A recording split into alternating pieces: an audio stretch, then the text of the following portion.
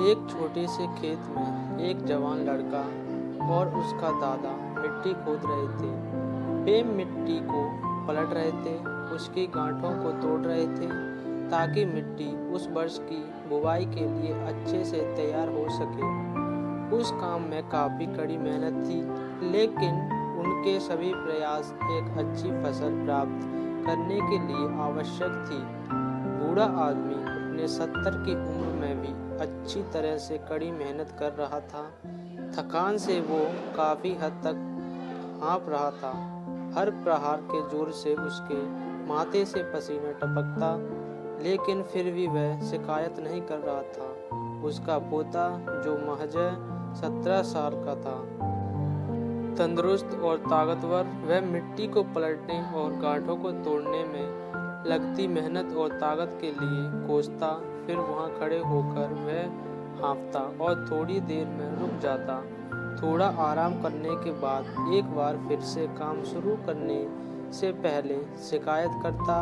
थोड़ी देर बाद युवा पोता देखता कि उसके दादाजी ने जितना काम कर जमीन को तैयार किया, वो खुद ने तैयार की। जब आप इतने बूढ़े हो फिर भी आपने मुझसे इतना अधिक काम कैसे किया?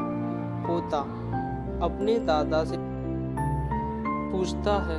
दादाजी ने उसे जो जवाब दिया उसकी उसे उम्मीद नहीं थी। जब हम किसी काम को मुश्किल मानते हैं और उसके बारे में ज़्यादा सोचते हैं तो सच में मुश्किल हो जाता है, और हम बिना सोचे जब उसे करते हैं और करते ही रहते हैं तो आसान हो जाता है। पोता थोड़ा अचंभित हो जाता है, इसीलिए दादा अपनी बात रखते हैं। जब हम अपना समय सोचने में बिताते हैं कि वो काम कितना कठिन है और अभी कितना सारा काम बाकी है, तब हमारा मन बहाने बनाने लगता है। इन सभी चीज़ों के बारे में सोचने स्वयं के विचारों के बवंडर में फंस जाना है।